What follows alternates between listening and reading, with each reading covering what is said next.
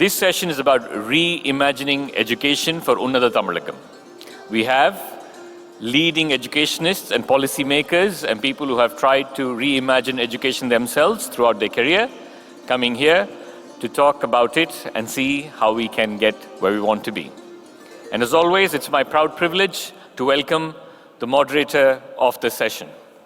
The moderator of the session is none other than our beloved President of the United Economic Forum and founder, Coastal Energen Coal and Oil Group, Mr. Ahmed Buhari Sahab. Mr. Ahmed Buhari Sahab, as I request you to please come on stage, please allow me to introduce you once again to the audience. He hails from Keelakarai in the east coast of Tamil Nadu. He is the President of the United Economic Forum. He's also Director, Buhari Holdings and Trustee, Sidakadi Trust, as well as the B.S. Abdurrahman Crescent Institute of Science and Technology. He's also the Chairman of the Tuticorin Development Board, founding trustee of the Keelakarai Town Development Trust, and more. After graduating in marketing from Bentley University, Boston, USA, and obtaining a master's degree in shipping, trading, and finance from City St. George's University of London, he joined his family concern, ETA Ascon Buhari Group, in Dubai, founded by his father, Dr. B.S. Abdurrahman Sahib.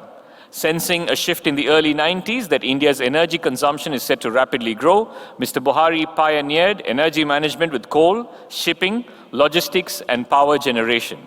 As a great believer of India, particularly Tamil Nadu, he set up its largest private sector 1200 megawatt Mutiara thermal power plant in Tuticorin with capability to cater to approximately 6% of TN's power needs. The United Economic Forum, under the leadership of Mr. Ahmed Buhari, strives to create a positive impact on the economic, educational, and social development of the community, nation, and beyond. Sir, I request you to grace the stage. Thank you. I'm going to go on and introduce the panelists of the session. Our first panelist is the director of IIT Madras, Professor Kamakoti Veerinathan. Sir, I request you to come on stage. A big round of applause for the director of IIT Madras. It's a proud privilege to have him here. Sir received his MS and PhD degrees in computer science and engineering from IIT Madras.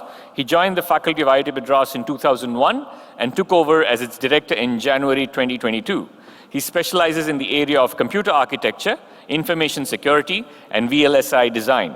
He heads the microprocessor development program and the information security education and awareness program at IIT Madras, funded by the Ministry of Electronics and Information Technology, the Government of India. He is member of the National Security Advisory Board. He's also the chairman of the Artificial Intelligence Task Force constituted by the Ministry of Commerce and Industry, Government of India. He's appointed as member of the Institute Body of AIMS, Madurai. At IIT Madras, he served as the chairman, JE, and associate dean, industrial consultancy, and sponsored research.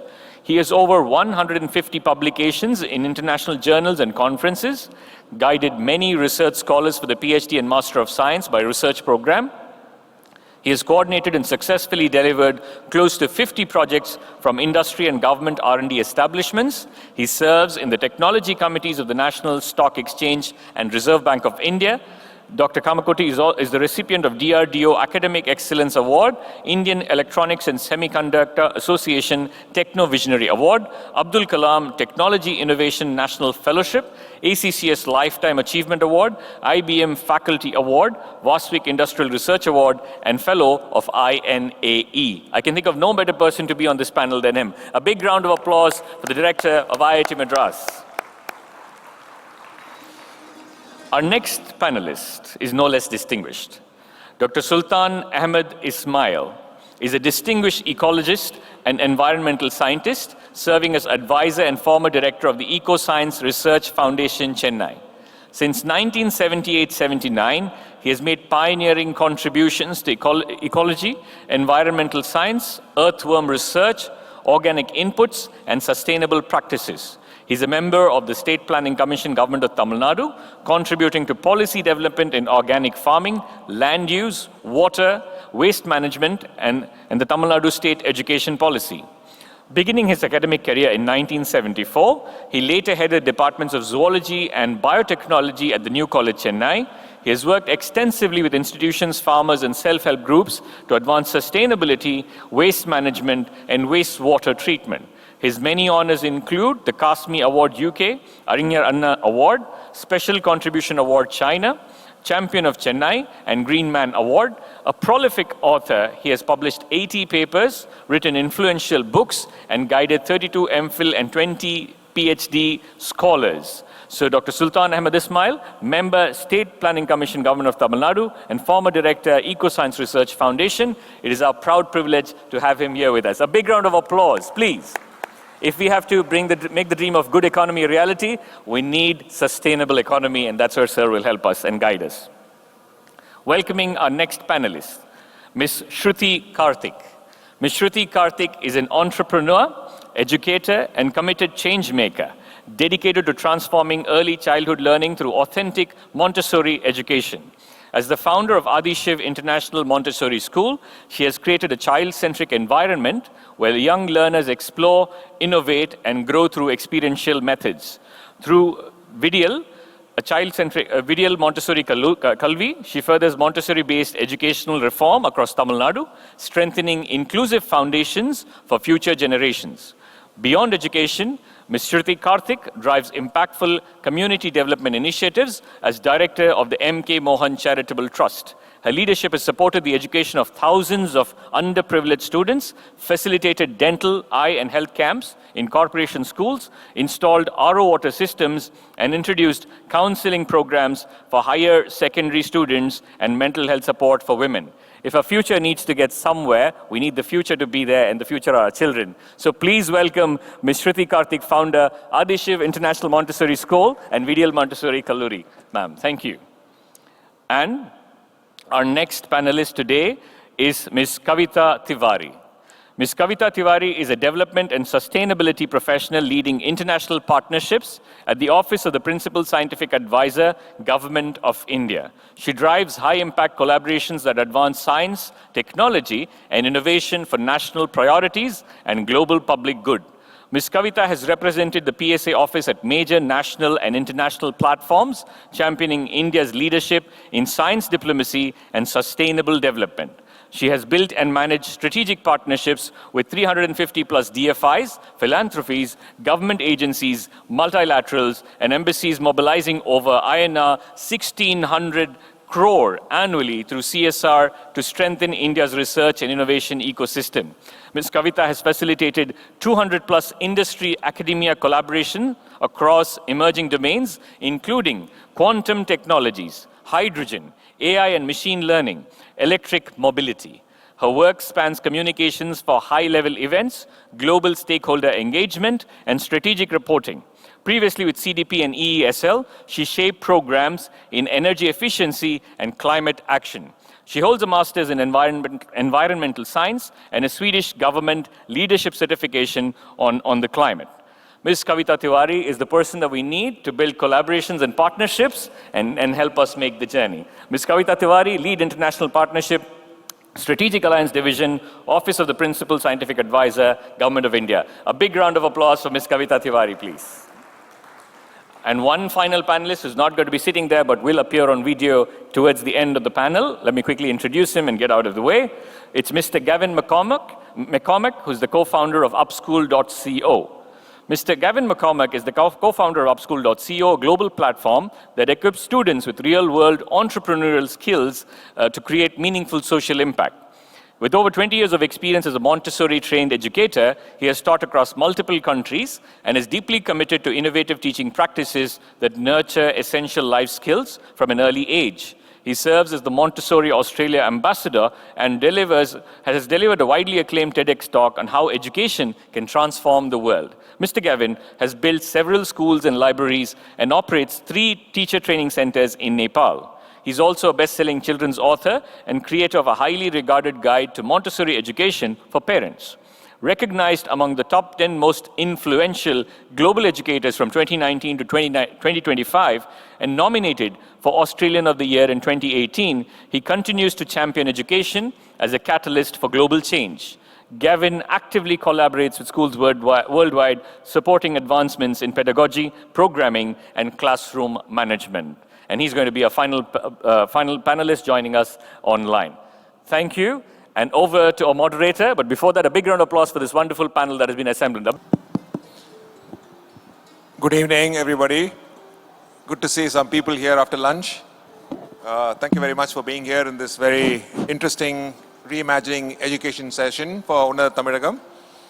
First of all, I think we've done great achievement by having gender equality in this stage. I think it's a big progress for us at the UEF. Thank you very much, ladies, for coming over. So, what is this we are going to discuss today? We have been sharing some thoughts over the last 2 or 3 weeks. And Professor Sultan Ismail, the professor that he is, he's been giving me instructions. I felt like I was back in the classroom again. Illa thambi, nama nera da vandu pesano. Idu question paper lan thevilla. Ippo kuda kettaanga. Enna question paper eduthu paakringala. Eppovume professor paatha or bayanda. So that thing continues. And now there are one professor on the right and one in the left. So I think I need to be very careful with the professors here. So we've got very, very eminent people here sitting with us. And we want to make it as interactive as possible. So enna destination? I think we know what the target is, right? 4 trillion, 4TN, no more questions for what it is, enna answer illanu sollite. Because I think we've got affirmation, we've got reaffirmation that it's possible, we've analyzed the numbers, we've looked at the figures, 16% growth rate, which was last year, which actually translates to about, I think, 11.5%, 12% real growth rate. So, idhe mari ponamna, 2047, 4 trillion looks like a good possibility, and Unnatha Tamilzhagam looks like a great possibility, but it's not going to be easy. Maybe this is just, for us to sustain this growth, I think it's going to be one of the most difficult aspects, because having a flash in the pan, 1 year, 2 year is easy. But if this has to continue over the next 20 years, and this is probably something which very few countries have achieved, but I think one cardinal rule which almost every major country has followed is the education system. I think no country in this world has prospered without reimagining their education. Of course, those countries have progressed rapidly by taking advantage of the education. We in India are in a very, very interesting period. We are in the crossroad. We are slated to become the third largest economy. We are going to add $20-25 billion of economic value to this system, but it's not going to just happen just like that. So we have to plan for it, and we have to think out of the box. So first of all, let me start with the professor here. Is everything going right, Professor? Eppadi poittu irukku education system? Should we say we are going right, wrong? இப்போ என்ன சரியா பண்ணிட்டு இருக்கோமா, பண்ணாம இருக்கோமா? What applied earlier, is it going to apply now? Your thoughts on that, Professor, please. Thank you very much for this opportunity. In fact, unfortunately, we started chasing quantity over quality. We started framing our syllabi in such a way that there should be so much of information available for the child. Information, not knowledge. There's a sharp difference between these two. And like a simple example, if I have to give you, because I don't want to take much time, because let us be more interactive. You said out of the box. In kindergarten class, and when you go to class 1, 2, generally in all schools, they will give a picture, triangle, square, circle, and ask the child to color it. The child will color it beautifully, and it will definitely not inside the circle and inside the triangle, but also cross the line of the triangle or the square or the circle. I think every one of us have done it, and we have seen our children do it. The moment they do it, we start telling them, no crossing the line. You should be always inside the box. And when we grow up, we tell them, think outside the box. That's the funny thing which has happened with our education system. In class 3, we say that the sun rises in the east. And in class 8, we tell them the sun neither rises nor sets. This anomaly in our education system, the way we have been transferring information and not knowledge, has to a large extent made our students more theoretical rather than practical. Montessori tried to bring in a lot of change in the smaller classes. But as we go up, I would always blame that we have been going only towards marks, and who is responsible for it? Higher education institutions. I'm sorry, sir. As long as higher education institutions colleges, IITs, all these people select students based only on marks, schools can never improve because schools will always chase marks. Once I asked our Vice Chancellor of Agriculture University, how do you select your students? Manveti padikka theriyuma? Gadapara padikka theriyuma? No. We select them based on marks. And most of the students after completing, I'm sorry to say, if you go to Madurai Agriculture College, there's a huge board of photographs of students who have been successful. And there's not a single picture of somebody who has been successful in agriculture, but you can find Mr. Irayanbu's photo, Mr. Shailendra Babu's photo, all are qualified for UPSC. So, there is some mismatch in our system itself. And the whole system, right from kindergarten till higher education, needs to be slightly refined. And hopefully we will be able to do it for private. The government of Tamil Nadu has started the new curriculum committee which has been formed. And we hope that we'll be able to bring some change into it which can probably show light on this. Great, Professor. So one professor to the other professor. So this professor says the problem is with this professor. So let's come right to this professor here. So Professor Kamakoti, of course, I don't know what to say. IIT Madras is for us like a dream. I don't think we'll ever get admission. Professor Sonnamarina, Kandipa Seramata. Right? So there's no chance that people like me will ever... last bencher. So, but having said that, so much importance on marks, and we've been hearing these stories about this tutoring schools which are going on, the suicide which are taking place, all to enter, I hate to say this, all to enter an IIT.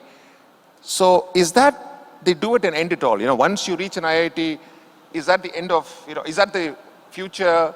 Is that how we should be progressing as we go forward? Your take on that, please. So first, I failed in JEE in 1985. Okay, so, nothing happened. I became director of the institute. I also became the chairman of the JEE examination, which I failed once.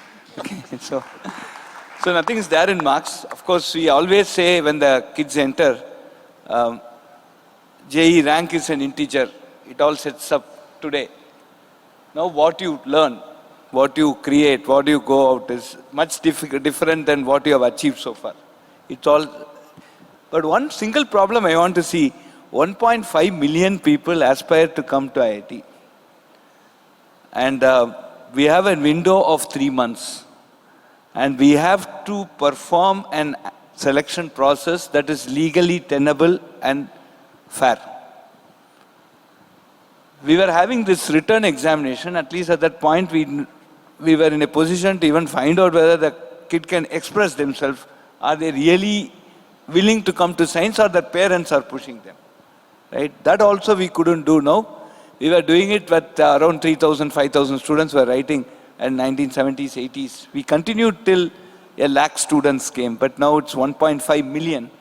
And we have just 30 days, 30 to 45 days by which we need to react. So if any one of you can come and tell me a legally, provable process of selection of 20,000 candidates from 1.5 million in a time frame of 45 days, we will take it up. So that's where we stand. Okay. Now, we realize that this is something that one day performance is something that's going to determine the future, is something wrong. And that rank, we call it as karma rank, makes the kids study some civil or mechanical, which may not be interesting to them, then they would like to do something else. So what we have done at IIT Madras, specifically aligning with the Sustainable Development Goal 4, which is providing accessible, equitable, quality, affordable education for all. We have started this online BS data science and programming program and electronic systems, 2 programs. It's of great importance today. As you know, data science, AI is coming up in all fields. It gives a lot of employment opportunities. I could tell you a lot more of stories about it. And similarly, electronic systems with the semiconductor coming up, it's also coming up in a very big way. So we started these 2 programs and then said that this is this is not an entrance examination. Entrance examination, as Professor has told, it is always an examination of elimination. But there's an examination, we have an eligibility test. You just ask them about some creative thinking, some out of the box. What do you mean by out of the box? I can give you some examples of that. And if they just clear that cutoff, 50 marks out of 100 or something, we bring them into the program. And we have multiple exits as per the national education policy. We have at the end of first year, they get a certificate. Second year, they can do diploma. 4 years, they get a BS degree. It's a valid degree. And today, UGC allows us to do 2 degrees at the same time. So, a lot of students working in other colleges studying, they also do this degree and they complete both the degrees. And we don't have an age gap, so I welcome you. So, there's an 82-year-old grandpa who's doing it, and he's got 8.5 CGPA. He's very good at Python. Okay, so this is the change that we brought in, so that this opportunity becomes much more democratized, and people can join. Today, sir, we have 50,000 students in the online program, in which 9,000 students have a family income of less than 1 lakh per annum. And that is what this whole changing in demography has happened. So, and these, if you look at the GATE examination that happens after your undergraduate to going to the postgraduate, there is a data science and an AI paper. And in the top 10, 3 ranks, 1, 7, and 9 are from this BS data science course. So it's not a simple course. So this is one where we tell this to parents, no, it's not marks, just go away from it and then come to, we have other opportunities, we create those opportunities. Then just you mentioned about this stress and other things. So there was one very bad part for IIT Madras, 6 months where we had 5 suicides. And I had just taken over as director at that point of time. It was just after post-COVID, and we were trying to understand what is happening. And as a part of it, I also just started doing some health profiling of the kids. Many kids did not have vitamin D. Then we realized they have not gone in the sun, they have not seen the field. We have to tell them, hey, this is called grass, that is called sun, this is what you run. So it was just studies, and sports actually went out, no physical exercise, no external exposure.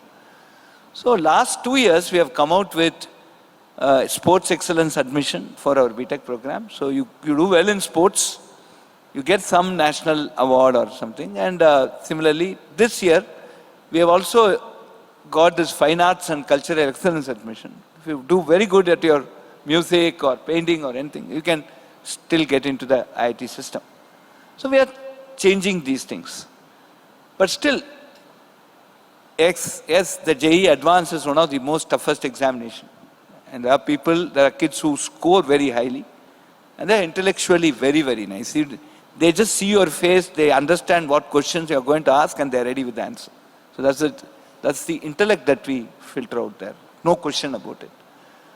But yes, this examination is a very taxing examination. But what is the other solution you have where I can bring down from 1.5 to 20,000 people? Thank you. Thank you, Professor. Thank you so much. There is hope, folks, for whoever didn't get into IIT. There is a lateral entry now, and then it was also very encouraging that Professor himself did not pass G. Adam very encouraging, Professor. So let me jump over straight to Shruthi here.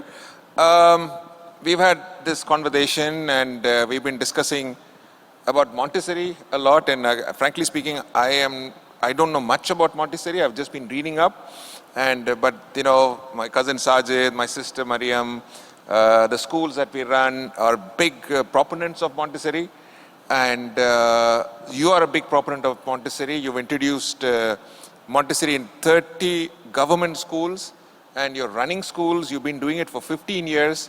So what's your take? What do you think? Is Montessori the solution for us? For Unnatha Tamilzhagam, should we be really looking at Montessori as one of the pathways? What's your take, please? See, honestly, when we talk about education, we always start like reimagining education means we have to start thinking where it actually all begins. We cannot, like Dr. Maria Montessori quotes, she says that education does not begin at the age of the universities. It begins right from birth to 6 years itself. The primary level of education that we have now is very, the proficiency is very low in language and arithmetic and all of that, arithmetic skills. I feel it's not child-centered at all. It's always, the teachers training, teachers giving some instructions on the board, and then children are just, taking down notes. It's not child-centric at all. So, whereas when you go into Montessori system of education, it's a very child-centric method of education where you start it is a learning by doing methodology.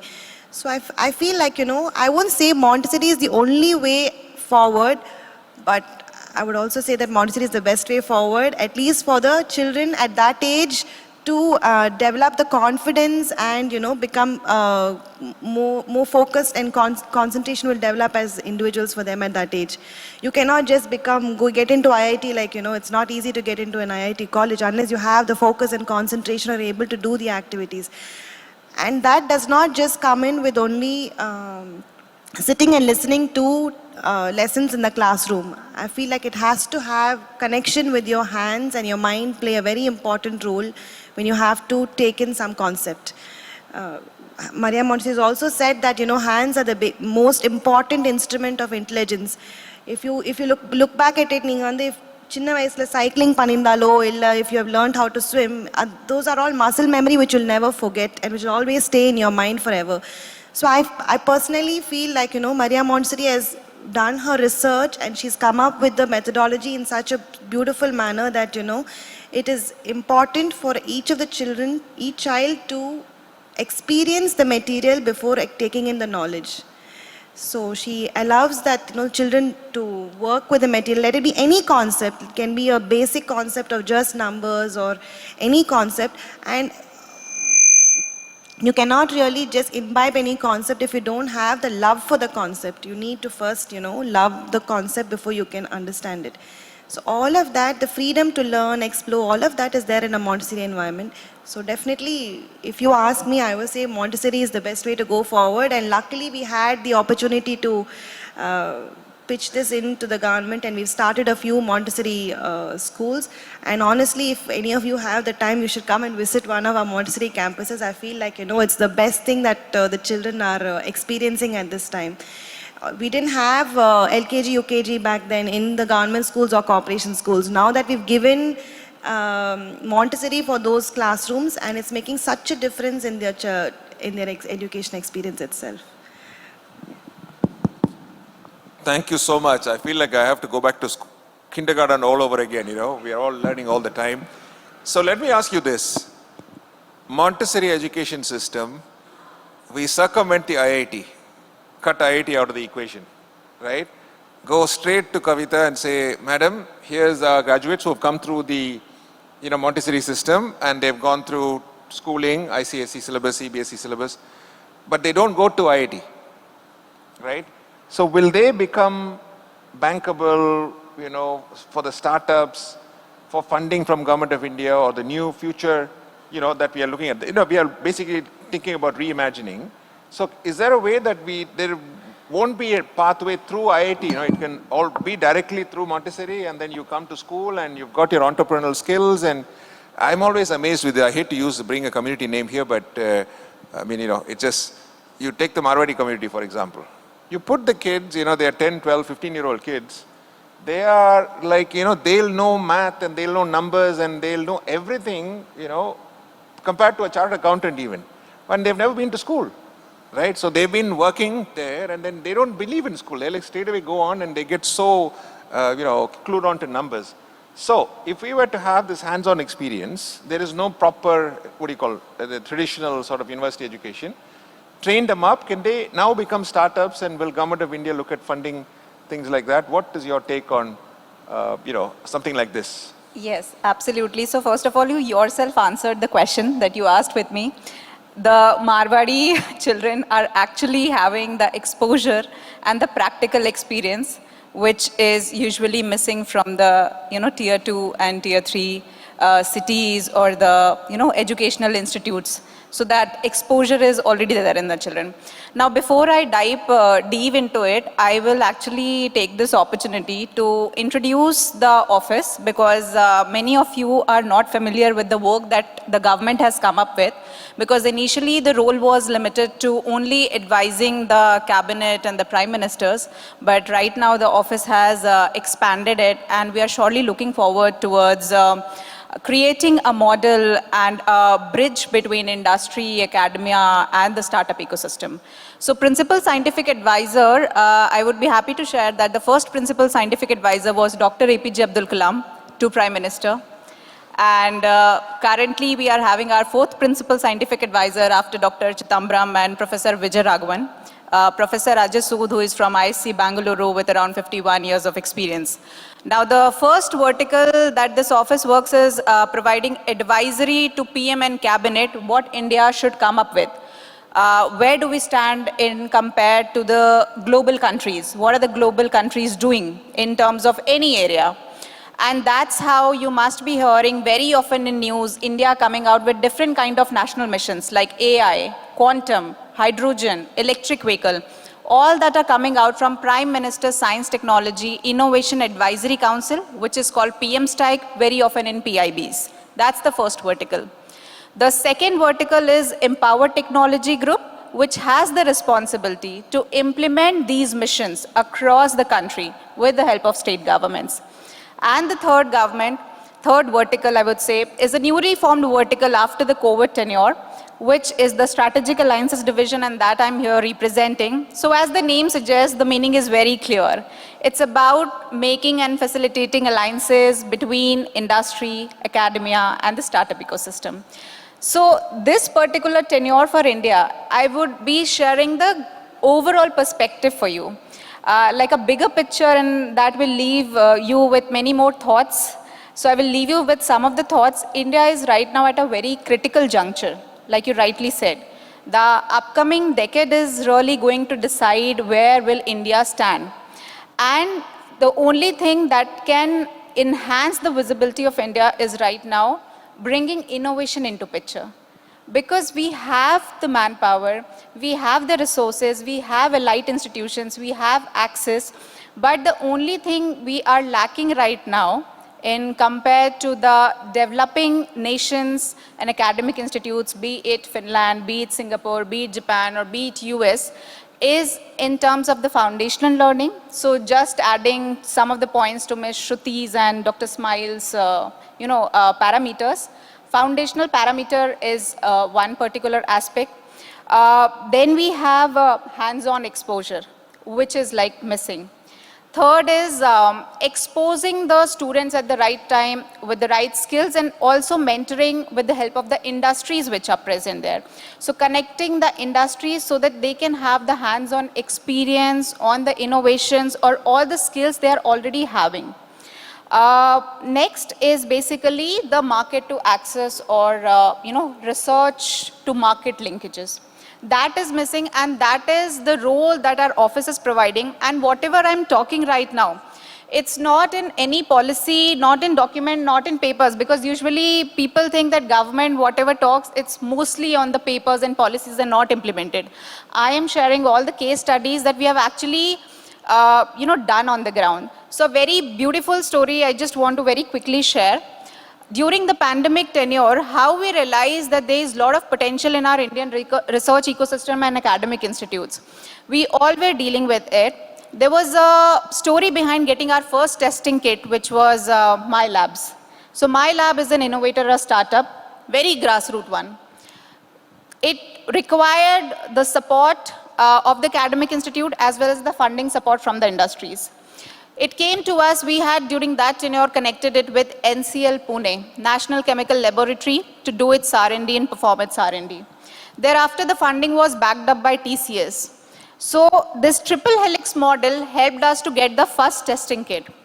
And not only India, when we were successful, we also exported to outside LMIC's country, which are the small countries, small African countries. The similar thing we did with ventilators, reagents, and that was the story how India came out of this pandemic. And then we realized that there is a lot of potential in our research ecosystem. The only thing is that all the dots are not interconnected, and there should be one mechanism by Government of India to connect all the gaps, so that we can compete globally. And Tamil Nadu as a state, I've never seen such, patriotism in the people to take the states forward. So I would also take the opportunity to, come forward. I'll ask everyone to come forward and do not repeat the same mistakes what the other states have already done. Because I feel, because Tamil Nadu is already having everything, what is required, be it you call STEM education, be it about elite institutions, be it the number of enrollments. So I'm not going to repeat the parameters, but Tamil Nadu can actually become a hub for entire South as well as India to lead the entire education system. For that, there cannot be a centralized way of working things. Decentralization actually brings talent. So as long as you have education under your control and allow us to work in our way, then definitely Tamil Nadu will be able to come up. That's the reason we have a separate state education policy through which we are trying to advocate all these concepts. Thank you. Thank you. I'm sure we will break the barriers and move on, Professor. So anyway, coming back to Shruthi here, what has been the result of this? You've been in it for the last 15 years, and you must have started very early, studying this system. Does this work for us, this Montessori system? Is it really opening up the children's minds? And I hate to ask this question, but the children in the government schools in the most backward areas, how cerebral are they? How are they picking up? Is there any difference between, having a Montessori system in a government school vis-a-vis a private school with fancy teachers and whatnot, So what's the difference you've been able to see? Honestly, I think I'm the right person to talk about this because I run a private school as well, and I've also done government schools. I started off doing government schools only. Only after that is when I slowly then moved into opening my own school. But today, I really honestly miss going back to the government school and, visiting the children and working with them, because the kind of joy that comes in with working with them and the smile that they come into the environment with, and the joy that you see in the eyes, is something that's really missing in all the private school children. They take it for granted. Over here in the private schools, if I'm showing them a material today, the child just has to go back home and say, Amma, I worked with this puzzle. The puzzle is then bought for the child at home. I'm like, then there's no meaning for us having or running a school for the child to want to come to school if everything is being provided in the house itself. But that's not the case for the government school children. They really adore the environment. They take such beautiful care of the environment. The way that they walk into the environment and the way they sit on their mats and get up from the mats so beautifully that they don't even step on the mats, because even the mat, that's rectangular mat is his own. So he takes such amazing care of it. So I feel, it's not only about them knowing 1, 2, 3, 4 or learning ABCD. It's also about all of the life skills that they're learning from day one to take care of their environment. That's the main, I think that's a major takeaway that the children have at that age itself. So I think making a difference, I would say, of course, academically, all of us would have tried to make a difference, but I feel like, we've actually, through starting government Montessori environments for them, I feel like they've really, their life skills have really improved a lot. I mean, they will come out more confident and more, even today if you call them and ask them to speak on stage, they know all the Tirukurals, they know all the states of India. It really, puzzles me. All the districts of Tamil Nadu they know, because in the pre-KG we give them the maps. So they know all of them. It's not because we teach that to them. It's out of interest that they take the material, pick the material, and they just explore it and they feel like knowing it. For them, it's just another name. It's, like at till the age of 6, Any number of names that you give them, they're going to keep taking it in. So for them, it's just another name that's going into their mind. And it's going to stay in their mind forever. So something that we try to do at 6th standard or 7th standard or 8th standard is something that's happening much earlier if you give them the hands-on experience. So that's the difference I feel I have is between the Montessori government schools and the private schools. They really adore the material. Thank you so much. We had, I had the good fortune of having an interview with Matt McCormick, Gavin McCormick. I felt like I was back in school, honestly, because he's also another teacher. Stuck between all these teachers, you know, imagine me, right? Professor Kamakoti here, Professor Ismail here, and then that gentleman there. Gavin was also a teacher. We had a very long conversation and I was really moved with the way he was, you know, he was talking and everything. It's unfortunate we couldn't have him here physically today, but I thought we'd just play the video that we recorded with him specifically for this session. So can we have Gavin's video, please? Sorry, just a minute. So he's a teacher. He's been teaching for 20-25 years. Apparently he was a normal teacher. Then he went into Montessori.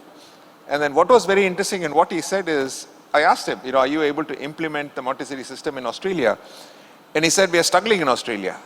And I'm like, why are you struggling? I mean, we are supposed to struggle in India with these type of things.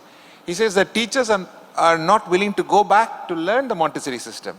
So although we know the system is very good, but the faculty are not willing to go back and learn the curriculum. So they'd rather just continue, although they know that this is a very, very good system which we need to follow. So he said, I went back to school to study, to become a Montessori teacher, although I was a traditional teacher, and I'm a big proponent. And so she shared a lot of ideas. Maybe we'll just play the video and see what he has to say. So now your students must be, you know, the ones you taught, right? Let's say 20 years ago, after you've been enlightened.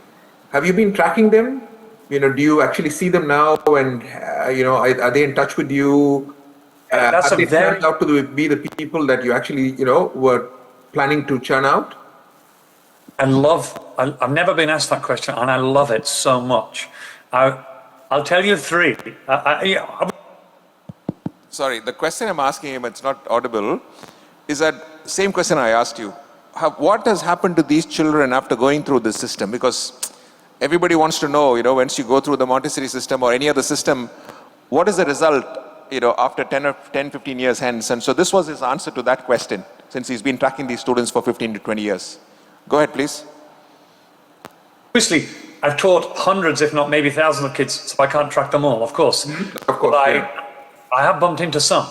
And I wrote this in my book, actually, as a main featured story in my chapter book, because I thought it was so pivotal.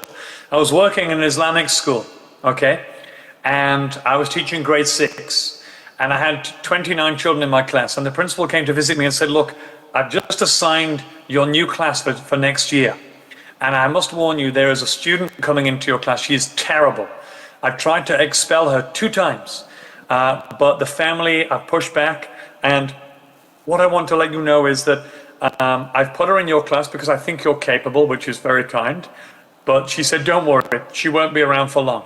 One more strike and she's out.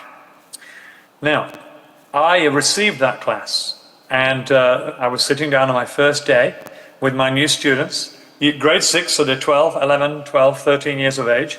You know, they're big now, and this girl in particular was maybe 5'8".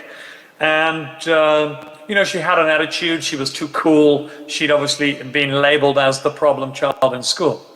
And my job was to talk about the school captains, who was going to be the school captains this year. And so normally you put this to a vote and the children have some democracy, but I decided to strip that away and I decided my class was now an autocracy. I was going to be in charge. And I said, look, I need to announce the school captains. We're going to have a vote, but we're not having a vote anymore. I said, I'm afraid this young lady, I won't say her name, you are going to be the school captain of this school. Now, everyone looked around as if it was a joke, because she'd been on detention 1,000 times. She also thought it was some kind of joke, and we carried on with the day. And it got to lunchtime, all the kids were leaving, and I said, can I just talk to you for a second in the hallway? And I said, I'm serious, by the way, about you being a school captain. And she said, why? I said, because I believe in you. I believe you can do it. I said, I know you're in trouble a lot and you've got this attitude, but I can see the good in you. And a lot of people can respect you. And I think you can do this. No word of a lie. As I was saying those words, her whole demeanor began to stand up. She just looked like she grew. And this smile came across her face. And the child that was inside of her emerged. I saw her leave the corridor, almost skipping, if I'm getting goosebumps telling you this story, almost skipping into the corridor. And off she went. That night, I got a phone call from my principal.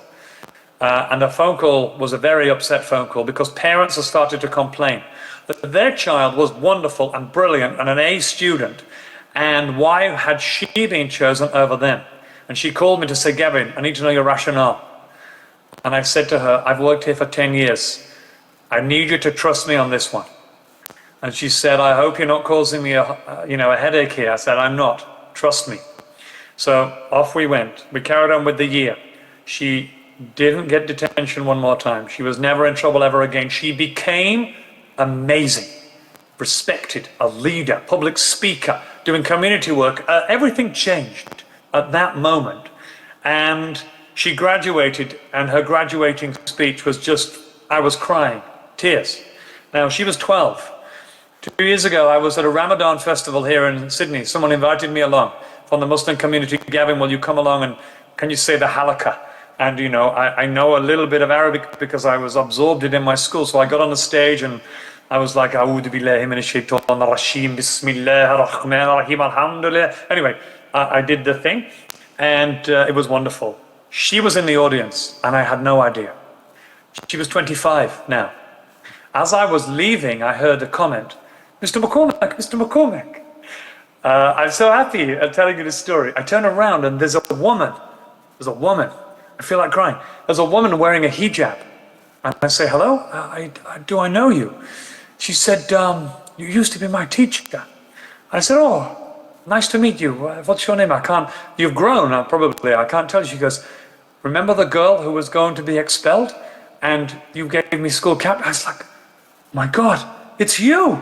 I always wondered what happened to you. And she said these 3 words, I'm a lawyer.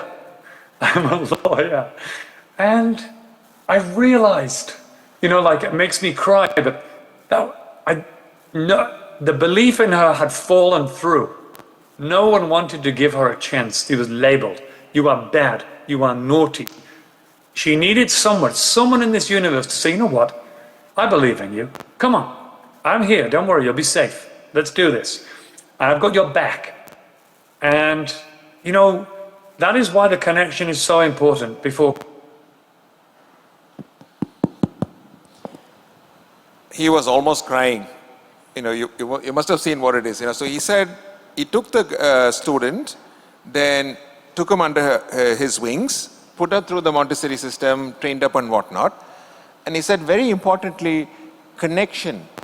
And then this is one thing I'm learning as I go along, that they said the connection between the teacher and the student is so important. The curriculum comes later, the pedagogy is later, but the faculty, the teachers, and the connection, and that's what he kept saying. So if we were to summarize this, let's say we have a very creative Montessori type of education system, but without the teachers, it's not going to work, because we may have the best system in the world, and if we've got the worst teachers, right, or it's just not going to fly. So all the teachers in the room, I think anyway, they deserve a big round of applause for all of them having taught us and brought us to where we are. But for the future, along with a very creative education system and very proactive, very supportive, very connective teachers and educators like Shruthi here and Professor Kamakoti here, Sultan Ismail here, Madam here, I think we have a great future ahead. So let me just dive back into Professor Kamakoti here. I think all of you must have, everybody knows about IIT Madras here. I think nobody in this audience will not know about it. It is among the top. We'd like to think it's #1 in the country itself, Professor. I'm sure it is this year, or is it IIT Delhi? Did we make it once again? A big round of applause for Professor Kamakoti and IIT for this, please. But here it is, my question to him, and I asked this to him earlier.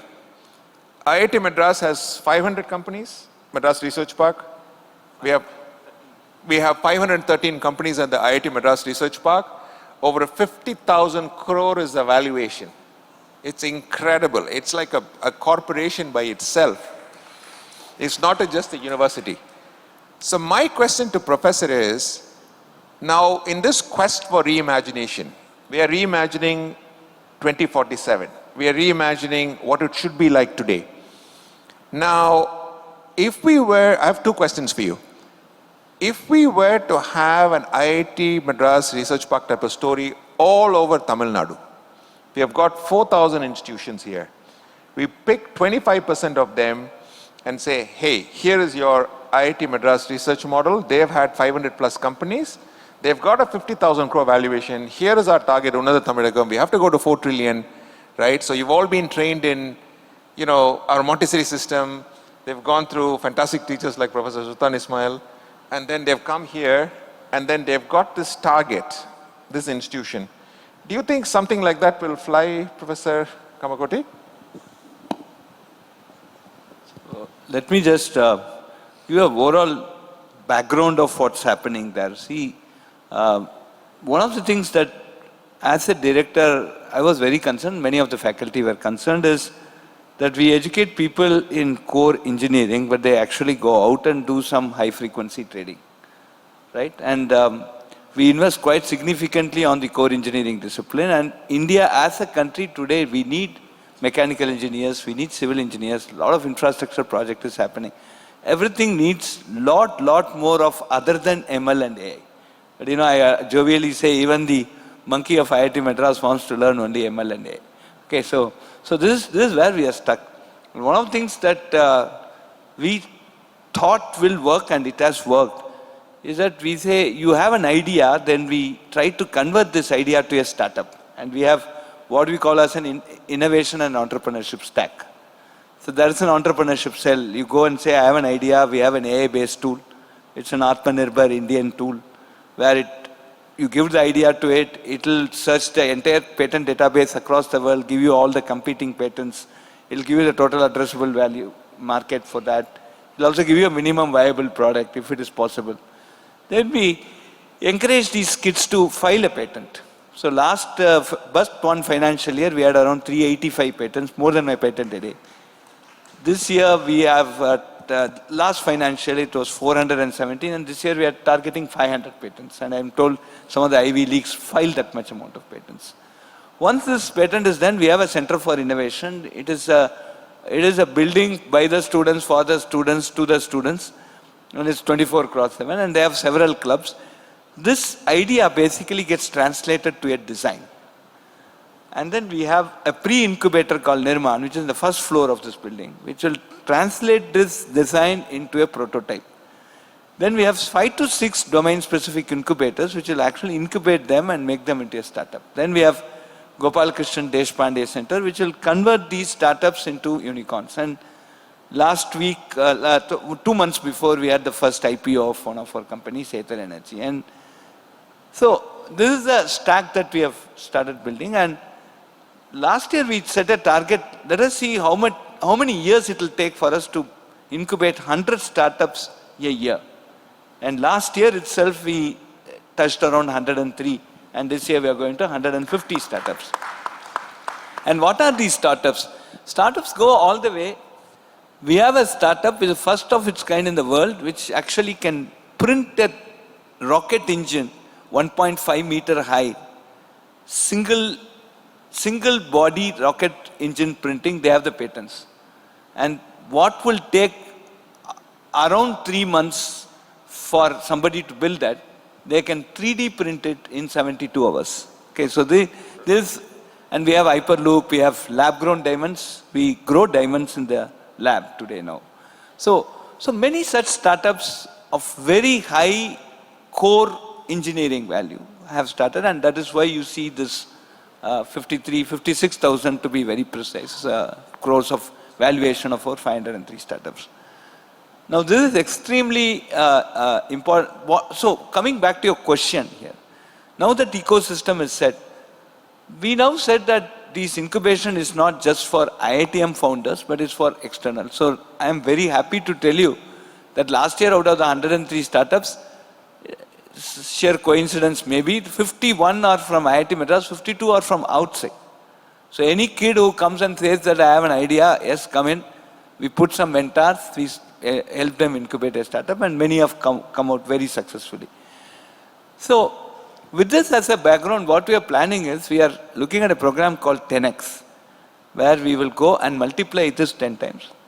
We are encouraging other incubators in small tier 2, tier 3 institutions also to join hands with us, so that we basically give them some of these mentorship. We give them these facilities and also take them to the market. So this is one very important step. Now, the most important thing here, sir, as I've been telling many times in this Chennai Trade Center, where all this FICCI, NASCOM, all of them call me, it is not the funding that is important. Like for an artist, the first stage is important. The first purchase order is important. So many big industry owners could be here. And one of my requests is, if you really want to boost this and encourage this startup ecosystem in our country, give the first purchase order to the startup and allow them to use your company logo as a vendor. They are my vendors, and or what do you say? They are my clients, and I supply for them. So this is what I'm sure will take up. So we are seeing growing interest. We have around more than 5 colleges who have joined hands with us, and they are pumping and sending more and more students to get trained on this. We also have started under the Malavia mission. We have started systems thinking, that out of the box thinking. How do you start looking at a market rather than, you just mentioned to me about H-index and publications. Start thinking about patents, ideas, and market and products, which are of good importance. So that also we have started in multiple institutions. More than 100 institutions are participating. So if we can replicate this model, this 4 trillion can be achieved through academic institutions alone, and I believe it can be. Yes, thank you.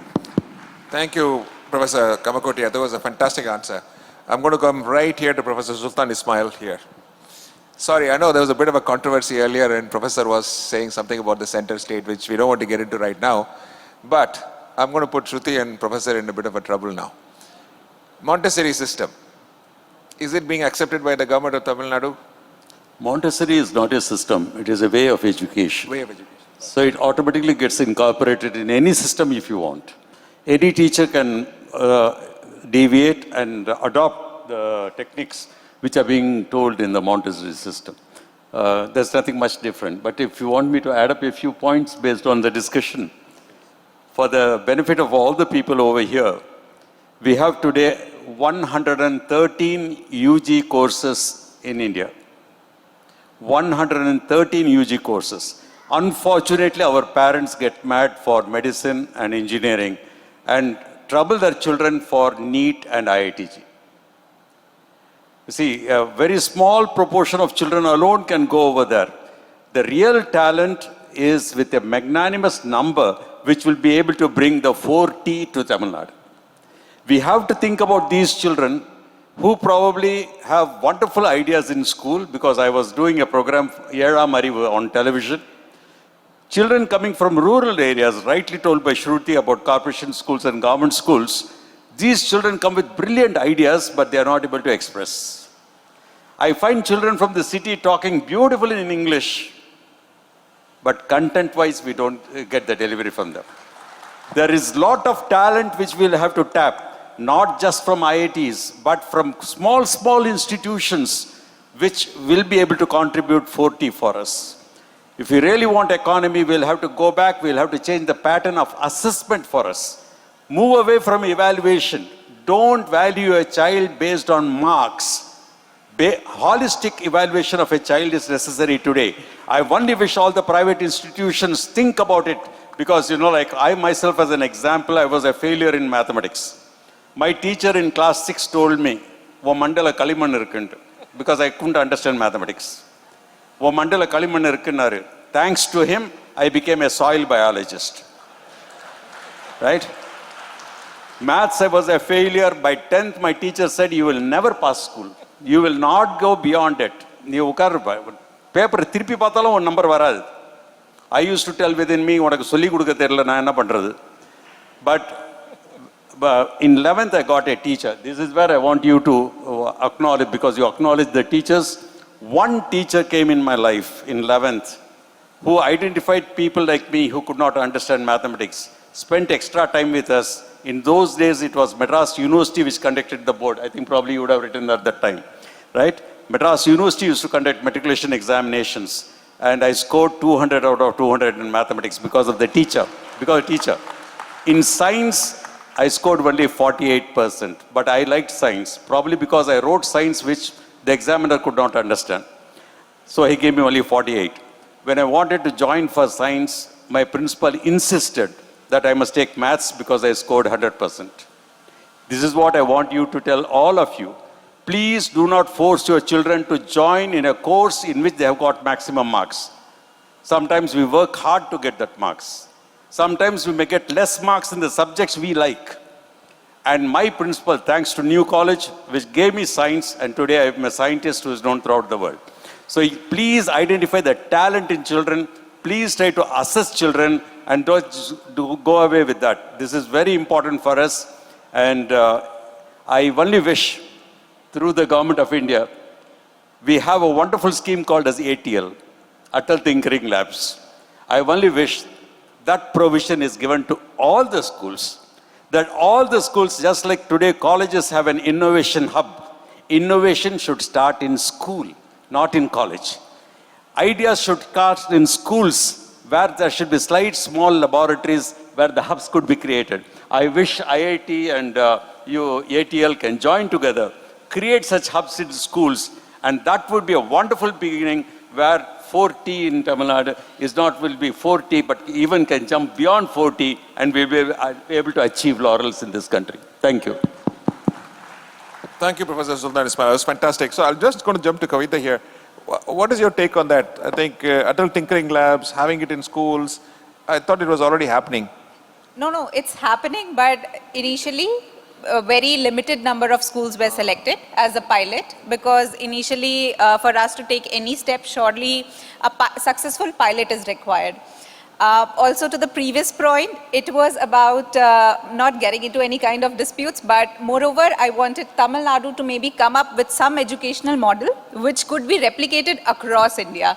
So the agenda was never to control as a center to state. We'll be giving it to you shortly, because the new committee has been formed and I'm chairing the committee. Great. So we'll be coming to you shortly. Very good. Absolutely an honor to work together. Secondly, in terms of funding, I'm sure there are a lot of Government of India schemes, but we as an office have come out with a free digital platform, which I was also mentioning to some of my conversations which has happened. It's called manthan.gov.in. It's by our office, where you will find more than 500 plus industries, international organizations, as well as central line ministries, state governments, who are regularly utilizing this platform, where they're coming up with problem statements along with the fundings. The type of projects that you'll find out there could be early stage R&D, could be scholarship programs, could be fellowship programs. There's a dedicated section from our office towards women in STEM areas, as well as school education. So that's surely like one of the target areas that we're trying to do. So there are organizations like Samsung, there are organizations like Lee Grant, Bayer, Biocon, who regularly have dedicated programs for schools as well as women in STEM areas. So we are trying to provide you with a platform. All the startups can actually register yourself. It's a free of cost platform, very similar to the Facebook and Instagram app that you use. You just have to register yourself and you'll automatically receive all the notifications in one go.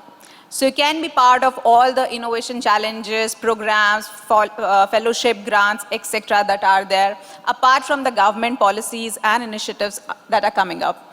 One more point that I would like to add here is that from the two days conversation, I have only heard, my entire focus towards the urban space. But if in the school system, we can also include the rural space as well, the rural students also, I think nobody can stop Tamil Nadu or the India, from growing. Fantastic point. Thank you so much. I'm going to jump into Professor Kamakoti now. IIT in many ways is our role model, like I said, the example and whatnot. So I had another, not a trick question, but not to put the professors in trouble here, and none of the professors should come and ask us this question. Professor, question. If we were to incentivize our vice chancellors, principals, whatever it may be, right? Today, with all due respect, whatever it may be at today, we say, okay, hey, here is the IIT model. Your IIT's got 50,000 crores of valuation, you've got 500 companies. Now your XYZ college, right? Your vice chancellor or principal, you can make 4 times more. If you're at 20, 30 lakhs, you end up making 2 crores or 3 crores. But you need to have this many number of patents, you need to have this many number of manufacturing companies, it's heavily incentivized. If we were to turn the incentive system upside down, where the institutions now start thinking like a company, because we brought the company inside. We always talk of industry, academia, connect and whatnot. What if we bring the industry itself into the campus and then incentivize our vice chancellor to become a CEO, a vice chancellor become a CEO or a principal become CEO with heavy incentives? What then happens? If I propose this in my Senate, they will kick me out. Okay. I shall be very clear. See, there are two, everything that we think has two sides, and there are two sides of this coin. See, today when we look at quantum technologies that have come up, the basics are in quantum mechanics. And for centuries, they did not find an industry use case for quantum mechanics. But today, it's now dictating what quantum computing or quantum sensing or quantum. So basic research, basic publication in those areas, basic mathematics, some of the old conjectures that we have been talking of. For example, when Boole actually, invented Boolean algebra, people would have said he's mad. But today, the basic computer, this has a microprocessor which works on Boolean algebra. Our voice would not be heard here. So this is where, that's what we may say the dilemma between Lakshmi and Saraswati, right? Where do we pitch in, where do we draw the line? As you say, if we completely go into this mode, I also, Professor Ismail also maintained this quantity versus quality. If you put quantity in front, if you say you need to publish 10 papers for you to get promoted, that the quality actually goes down, right? So, the point is, what is academia today? It's also a very important definition. Somebody says, is academia, is it for us to educate, or it is for us to train them to go and fit an industry? Some industry comes and says, they are not ready to, immediately for me to absorb. We have taught them fundamentals of programming, for example. That company needs one R language, and we have not taught them R.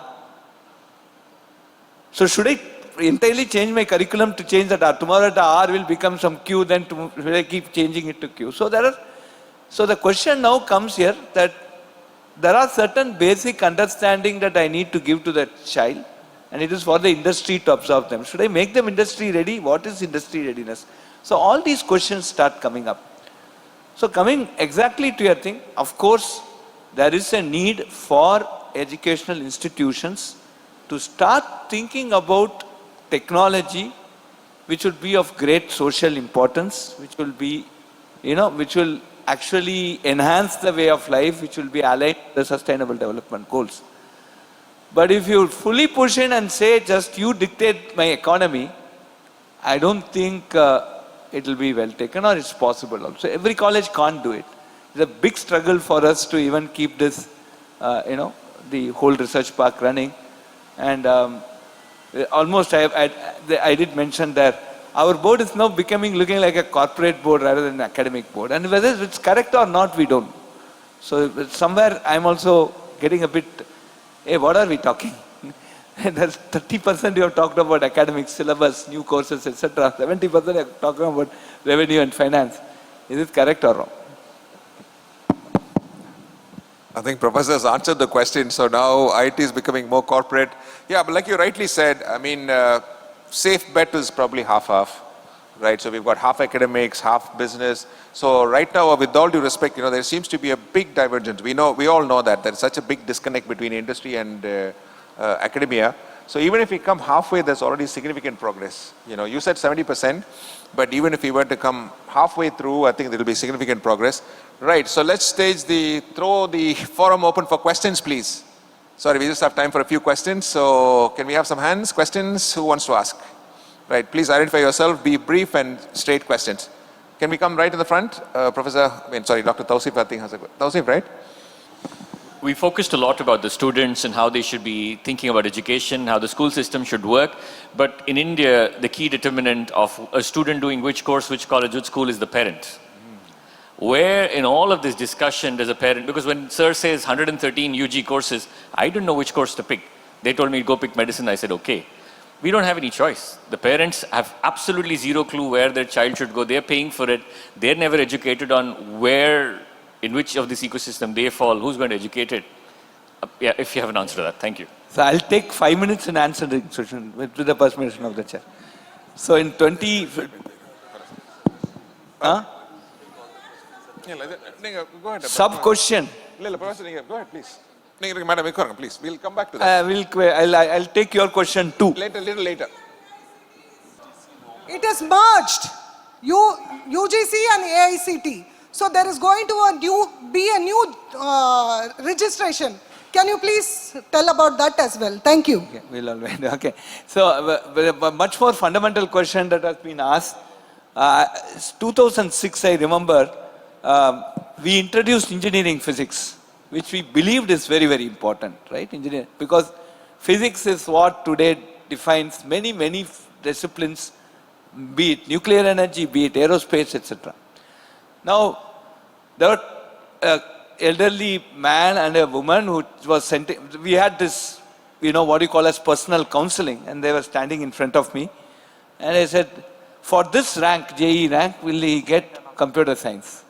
I said, it all depends upon what is the selection the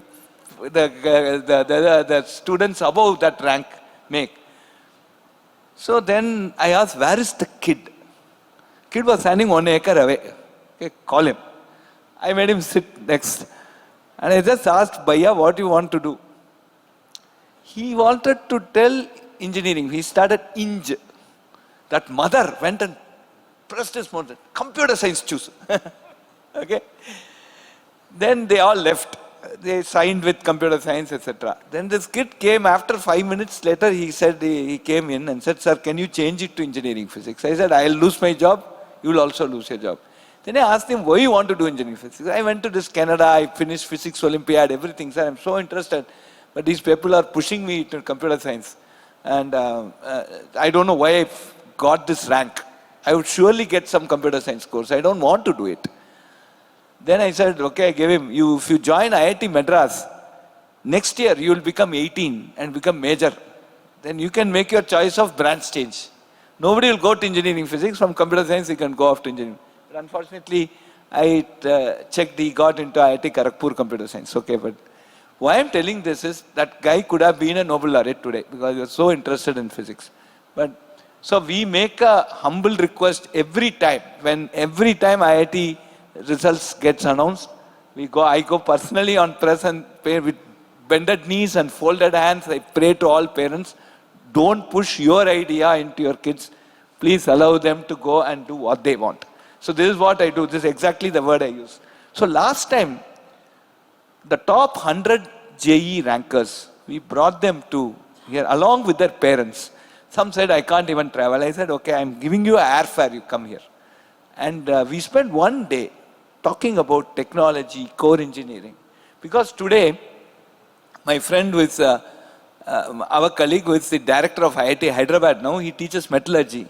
He always come and say, Kama, you're very much blessed. I said, why, sir? See, when I go to a class, I feel like I'm seeing the wall. I asked, why are you all sad? He said, I didn't get computer science, so I am in metallurgy. Okay. Now I go to my class, right? So, we want a civil engineer to join because he wanted civil engineering, not because that kid did not get computer science. So we spent this one full day, and ultimately, out of the 100 groups that visited, at least 10 groups came back and told, sir, we came out with what we are talking about, pay package, we are talking about all these things. This is what we wanted to ask you. We are going with a sense of national security, sovereign technology, etc. And this mindset change in parents is very, very important. See, money will come today, money will go off. But what is important is what the kid wants to learn, what is their interest. As both Ms. Shruthi and Professor said, at an young age, we need to find out what they want and then nurture them, and they can become excellent in their field. Thank you. And regarding your things, we have to wait for the bill. We don't know what the bill is. So only we are seeing the newspaper. We'll move on. We'll move on. Sorry, some questions, please. Any questions from the audience? Yeah. Mike Here. I'm with the mic. Oh, okay. Go ahead. Ma'am, it has been come in the newspaper, but we have to wait for the bill. We So don't that know we are what the very bill- clear about it.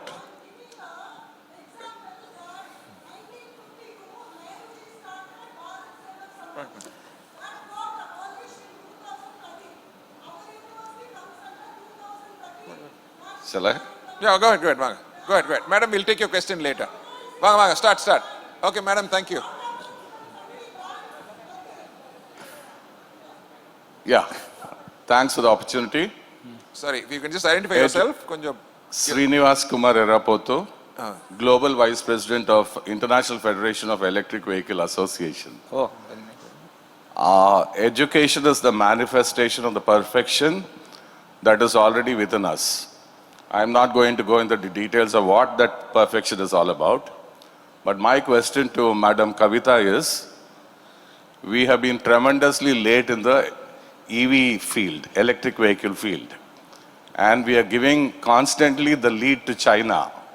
Not that India doesn't have the brain. And the brains of India, which are nurtured by the IITs, they don't stick on to the basic field where they have their qualification, and they go elsewhere and they serve other parts of the world. Now, is this going to continue for more? If there is some discipline and something that can be done about all this, and I'm sure that Tamil Nadu itself need not hang on to 4 trillion, it can make 40 trillion. Can you throw some light on that? And this is open to all. Anybody can answer. Before I give it to Kavita, I must say that in the last 6 years, only 5% of our alumnus have an abroad address. 95% are in India, just for your information. Thank you. Thank you for the question. So even this as well as the previous question, there are common points for me to share. You are talking about changing the habits. And change of habit usually takes time. It's not something which can happen instantly. If I ask you to change your habit, even you will also take time. And that's what right now the parents or the educational institutes or the current generation is going through. But the moment they see the change happening and the benefits coming out of this change, I'm sure, things will happen in the way that we want. So that would be my take on that. Thank you, madam. Brilliantly answered. Sorry, I think we had a question here from Ajmal. Sorry, Vanga. Sorry, here. Ajmal, please.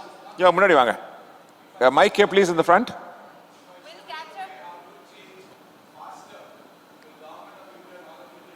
We'll Sir, have a you separate offline conversation on that. Thank you. You can have a chat with Kavita offline. Yeah. Sorry, if you can just identify yourself and just for the benefit of the audience. Very, very engaging session. And let me introduce myself. My name is Ajmal Sharafuddin. I represent a royal family office which is based out of Dubai. My education have throughout been in the Middle East. So many of the factors which is being mentioned over here, I'm not privy to it. But one key factor which I repetitively see throughout the journey, which is in congruence to what was mentioned earlier, is the alignment of parents and the lack of clarity in regards to the future. In regards to what you said, spending that 1 hour or 1 day with the prospect children and their parents, don't we have to do something statewide to address that particular problem on a government level, which then aligns the issue in general. Because until we don't do that, this tug of war is going to continue in spite of all the productive efforts which is being put in all throughout the panelists.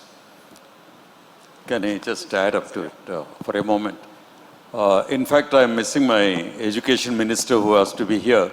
We have taken a decision that all the school books, supposing the child is studying about economics, then there will be a few pages which will describe what all prospects are available for that child for higher education in economics. So similarly, for any book which they take, there will be a few pages describing the prospects, the possibilities of higher education, job placements, opportunities added up to the book itself, so that every child, every teacher, and every family comes to know about it. So we also... sorry, I think we need to call it an evening. It's already 6:30 and we have lots of other things to go on. So just want to thank each and every one of the speakers, esteemed speakers here for this fantastic session, starting with Shruthi here and Kavita here. Both ladies were really rocking, as you can see. Both are in red. I don't know if they discussed about it before coming. So Montessori education system, very, very, creative, very creative. Which we clearly know, pedagogy, teaching methodology, the teachers are so important. I wish I had a teacher like that in math, because I was also terrible in math, Professor Ismail. And so like you rightly said, so the importance of teachers, I think it's more and more we're realizing that the teachers play such a significant role. And here we have got Professor Kamakoti is a very, very different type of person. I've been reading a lot about him. IIT Madras, Tamil Nadu itself is fortunate to have somebody like him, so open, so humble. Not all teachers are like this. Professors, people are, they get worried, scared to go talk, but I've heard so many good things about Professor Kamakoti, that he's so approachable, that he changes the way the entire institution functions. So if we have more inspiration leaders like him, I think it's really going to... And of course, last but not least, Kavita, for very brilliantly conveying everything, for taking the trouble to come here this evening, to spend time with us. And she was so proactive yesterday that she said she is willing to, completely support the entire Tamil Nadu educational ecosystem with R&D, with investments. And she was like, after us, she says, hey, you all are not taking advantage of this whole system. The amount of funding which is there, we're not having enough takers. And so we really look forward to having closer engagement, madam. Thank you so much. Thank you, everybody, for coming here today. And we'll have a cup of tea after this, and we'll exchange some photos and gifts and whatnot. Thank you very much. Thank you. Thank you. That was probably the most passionate session that we've seen the whole day. Experts who truly believe in what they're doing. It was, heated discussions, great discussions, intellectual discussions. A quick video for the experts also. One of the delegate members was able to give us a 60-second clip of a corporate school adopting the Montessori program. Would you like to play it quickly while the panelists? Sir, madam, please look behind you to the delegates on stage. That's corporate school having Montessori program running there, right? So that's a corporation school. So not a corporate school, a corporation school. All right. Okay. Yes, all right. So now we have a quick presentation of mementos as well, right? I request our exceptional moderator, who's done a fantastic job of moderating this passionate session, our president of the UEF, Mr. Ahmed Buhari. Quickly after the photo session.